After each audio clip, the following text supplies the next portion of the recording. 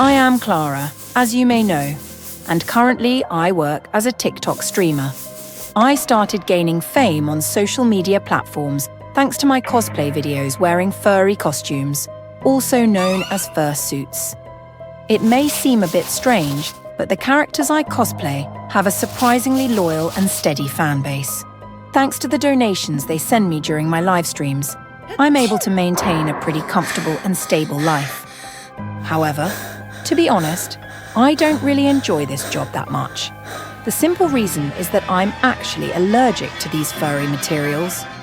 But once the camera is on, I transform into a genuine fursona, the idol of the furry-loving community. After an exhausting live stream, I quickly took off my fursuit and rushed into the bathroom. In the mirror, my body was covered in red rashes, a common reaction to my allergy. I scrubbed my skin vigorously to make sure there weren't any stray hairs stuck on me. After an hour of washing up, I finally felt clean, relaxing on my bed. I started reviewing the donations I'd received. Looking at the top fan list, I was surprised to see one account had donated up to 1,800 coins. Curious, I clicked on the profile and saw that it was a new account that only followed me. While I was still processing this, the account sent me a message. I opened it, trying to appear friendly in my response. We chatted for a bit. Then the account sent me a photo that left me horrified.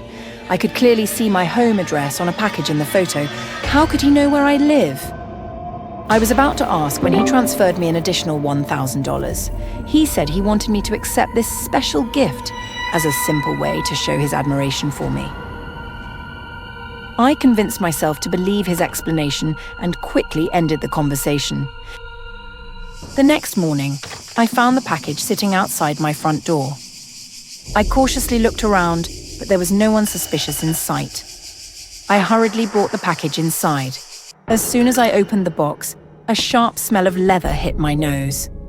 Inside was an animal costume made from real Arctic fox fur. A chilling feeling washed over me, making me feel nauseous. I wanted to throw this thing out of my house immediately. Right at that moment, my phone rang. It was that strange account again. I had only just brought the package inside for less than 5 minutes. How could he possibly know? I was sure I was being watched. He sent another message, demanding that I wear the fursuit and go lives that very night. The casual tone of his command made me feel even more uneasy, until I could figure out the identity of the mysterious account owner. I was forced to follow every command he gave, watching each velvety hair move gently in unison, a few strands shedding and drifting in the air. I felt like those hairs would somehow find their way into my lungs and suffocate me.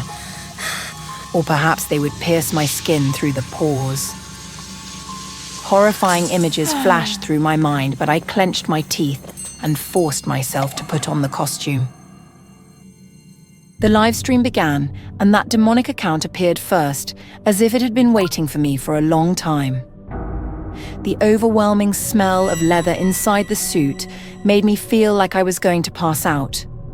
When the live stream ended, I quickly took off the suit to check my body, but the sight before me filled me with horror. The protective layer I wore underneath seemed corroded, torn, with patches of skin exposed and covered in red rashes. I was certain there was something wrong with this fursuit, or maybe it was infested with some bizarre insect like lice. Panicked, I rushed into the bathroom, desperately trying to scrub every last bit of fur off my body. That night, I couldn't get a wink of sleep, feeling an unbearable itch crawling all over me.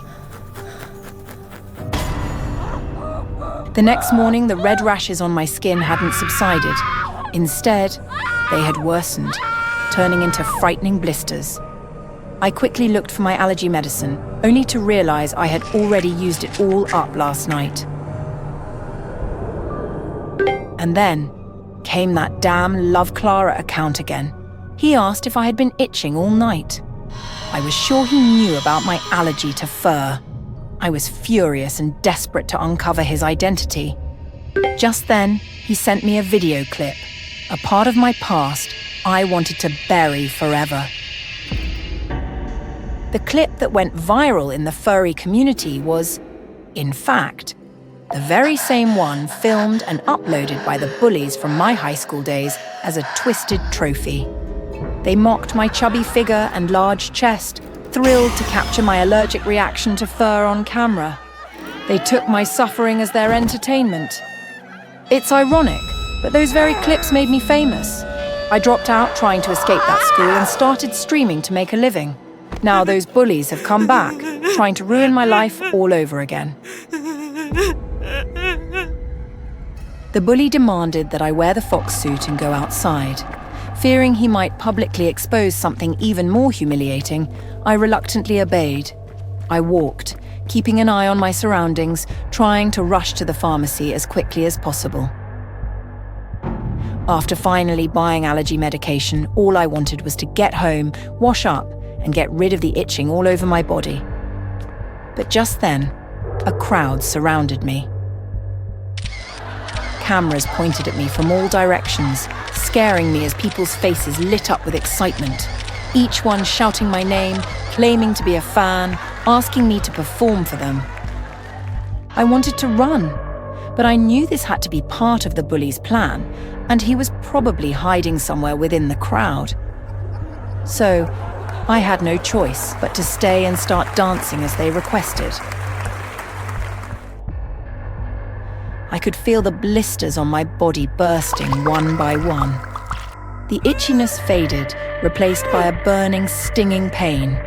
I stood there dancing endlessly like a soulless puppet, feeling no pain, no exhaustion, because in front of me were my genuine fans. Without their love, I had nothing left. I danced until my body could no longer stand, and the shadows closed in around me.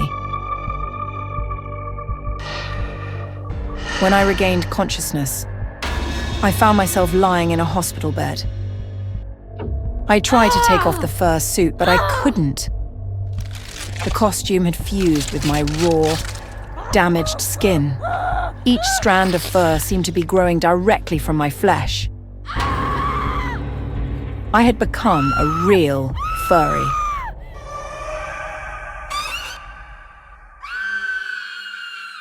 I woke up in a hospital bed. Someone had found me unconscious and brought me here. The sheriff had a million questions, but I had no answers. My story sounded like a madman's ramblings. I am a struggling musician, decided to take a personal vacation to the remote woods of northern Arizona. I was desperate to escape my creative block and the overwhelming malaise that had taken over my life. For 6 days, I immersed myself in nature, hoping to find solace and inspiration. But on the night of the 7th day, everything changed. It was around midnight when I was abruptly awakened by a noise. Groggily, I reached for my phone, which was ringing incessantly. I stared at the screen in confusion. There was no signal. So, how could my phone be ringing? The caller was unknown. Hesitantly, I answered, my voice barely a whisper. "Hello?" A voice, cold and urgent, came through the line. "You need to be ready. It knows you're there, and it's already here. It has come for you." Who is this? Who am I speaking to? I asked, the exhaustion quickly leaving my voice, replaced by rising panic. Be ready. It will be there soon. Don't open the door. The line went dead, and my phone blinked with the words "signal lost." Before I could process what had just happened, a deafening boom echoed through the cabin.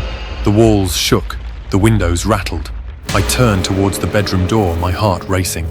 The door was closed, but it was shaking violently, as if something was trying to break in. Boom, boom, boom. 3 knocks, each one more forceful than the last. The phone rang again, cutting through the noise. I grabbed it, my hands trembling. Another unknown caller.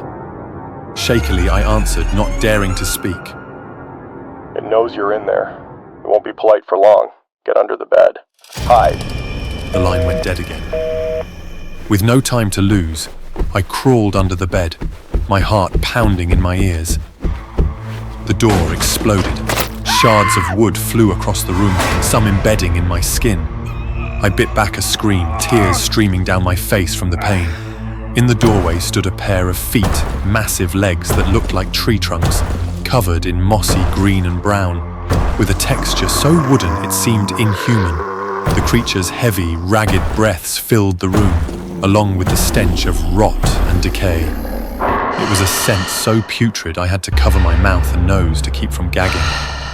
The creature circled the bed, its presence overwhelming. My blood ran cold as the temperature in the room plummeted. I could see my breath as it let out a roar that shook me to my core, a sound like a mix of a jet engine's roar and a grizzly bear's growl. Just as it seemed the creature would flip the bed and find me, it stopped. It turned and lumbered out of the room. I released the breath I didn't know I was holding, my body shaking with relief and fear. The phone rang again and I answered it, my voice a desperate whisper. What was that? Who are you? How did you know it was coming? There's no time. It knows where you are. You need to run. Jump out the window and keep running until you reach the highway. Don't come back until morning. Are you insane? How can I outrun that thing? You have to. It's the only way. The line went dead. I didn't have time to think. I bolted toward the shattered window, adrenaline coursing through my veins. I dove through, slicing my arms and legs on the glass. Ignoring the pain, I ran. The creature was alerted and began to chase after me. Its massive body, reminiscent of Bigfoot, caused the ground to tremble with each step, and trees fell in its path. I ran through the forest, the sound of the creature's heavy, ragged breaths and the crunching of underbrush behind me. Its immense size made it terrifyingly fast, closing the distance between us quickly. I could feel its presence growing closer, the ground shaking more violently. I dared not look back. The creature roared again, a bone-chilling sound that spurred me to run even faster. Suddenly, the forest cleared, and I saw the faint glimmer of the highway lights ahead. The creature's footsteps grew louder, its breath hot on my back. I could almost feel its clawed hand reaching out to grab me. With a final burst of energy, I broke through the tree line and stumbled onto the asphalt, collapsing in exhaustion. The creature stopped at the edge of the forest, its glowing eyes glaring at me from the darkness. It let out a frustrated roar, but did not step onto the road. I had made it to safety, but the terror of that night would haunt me forever. I woke up in a hospital bed. Someone had found me unconscious and brought me here.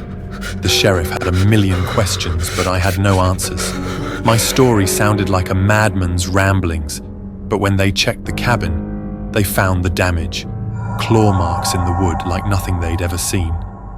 They dismissed the phone calls, saying there was no cell service that far out. They thought I imagined it all.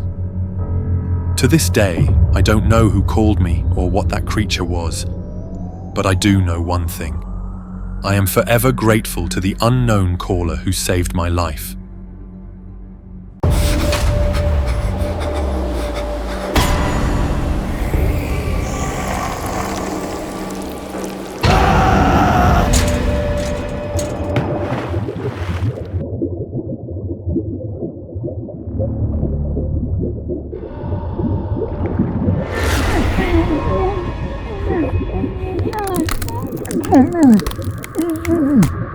We got the distress signal at 3 a.m. It woke me from a deep sleep, the shrill beeping echoing in my ears. Bobby, Kim, and I stumbled to the control room where the radio was flashing urgently. Distress signal from a yacht? Bobby said, his voice tense. Registered to a Daniel Owens. No other information. All right, I said, adrenaline kicking in. Let's gear up. By 3:10 a.m., we were cutting across the waves in our rescue boat, surrounded by the darkness of the ocean. The only light came from our headlamp, piercing the pitch-black night. The weather was clear, but I couldn't help but wonder what had happened to Daniel and his friends, since it had been a long time since we'd received an SOS without a storm. Who knows with these rich folks? Kim said. They do all kinds of weird stuff. The ocean loomed ahead of us, pure darkness in every direction. I glanced back, seeing the lights from the dock getting smaller and smaller, eventually swallowed by the void. We reached the yacht by 3:20 a.m. It was a massive vessel, about 50 or 60 feet long, reflecting eerily in the inky black water. Bobby shifted gears and we pulled up alongside it. Slowly, quietly, Bobby grabbed the megaphone. U.S. Coast Guard. He called out. Can you hear us? Silence. Kim and I started with the rope securing our boat to the yacht. As we worked, I kept glancing up at the yacht. I didn't see any damage to the boat or people in the water. Kim boarded first. I followed while Bobby stayed in our boat, preparing to search the surrounding water. I swallowed hard and stepped inside. The doors opened into a small but lavishly decorated room. To the right, a bar area stood, and to the left a dining area with tables and booths. The tables were set with food as if people had just been there moments before. Glasses of champagne still bubbling, a fillet of salmon a few bites missing, lipstick smeared on a napkin. I looked at my watch. 3:25 a.m. They'd sent the SOS not even 20 minutes ago. How did they go from eating and drinking to just nothing? Kim walked over, her face pale. I checked below deck, no one's there. The food's still warm, I said, my voice shaky. Her eyes widened. What the hell? Where did they go? I suggested to check the top deck. We made our way to the stairs, moving cautiously. The top deck was open to the air. I glanced at the captain's chair, the steering wheel, and the little U-shaped sofa behind them. It was empty. They're not here, that's for sure. They've got to be in the water. I looked out over the railing, into the black water below. I turned, looking around the boat, scanning the water. My heart stopped. Where's Bobby? Our boat was still linked with the yacht, but it was empty. He must have boarded. Kim snapped, charging for the stairs. He never follows protocol. I always tell him it's going to get someone killed, but no, he just has to do things his way. Her rant grew muffled as she descended towards the deck. I followed her, but Bobby wasn't downstairs. He wasn't in the dining area or in either of the bedrooms below deck. I checked tiny closets that couldn't possibly fit a person. Then opened the storage cabins that held the life jackets. Bobby, where are you? A hand clamped over my mouth. Something shoved me to the floor. I tried to wrestle away, but then I saw a flash of red curls above me. Kim. She was dragging me under the table, whispering, begging me to keep quiet. Shh. Squelch. Both of us froze. I slightly glanced up. Bobby was standing there in the center of the room, but something was horribly wrong with him. He was soaking wet from head to toe, seawater sloshed in his boots. Streams of water ran off his sleeves. His face was pale and sickly, with his forehead swollen unnaturally, almost sagging downwards. And his eyes, they were pure white, pupilless, blank. Squelch. Bobby took another step. Squelch. And another. Kim's nails dug into my arm. We watched as Bobby, no, not Bobby, not anymore, continued walking towards us. I held my breath, shutting my eyes. Please don't let him see us. Please. Squelch. 2 rubber boots, right in front of our table. Squelch. He continued deeper into the cabin. I let out the breath I was holding. Kim's grip on my arm loosened. As soon as Bobby's steps sounded on the stairs, Kim whispered to me, Run! I didn't want to, but then she shoved me hard and I was rolling out from under the table. I scrambled up just in time to see Bobby freeze on the stairs. He slowly turned around, his white eyes locking on mine. I ran, faster than I'd run in my life. We scrambled out onto the deck, then made our way into the boat as fast as we could. Kim made it first. Then she grabbed my hand, pulling me towards safety. Squelch. Bobby's hand locked onto my ankle, except they weren't just hands. His fingers were jointless like tentacles wrapping perfectly around my ankle, covered in fleshy suction cups. And his face, it was rapidly changing. Before my eyes, his flesh twisted and bloated into different forms, until I saw a woman, then an older man. This is how I die. But then a massive wave crashed over us, flipping the boat 90 degrees, and everything fell into the sea.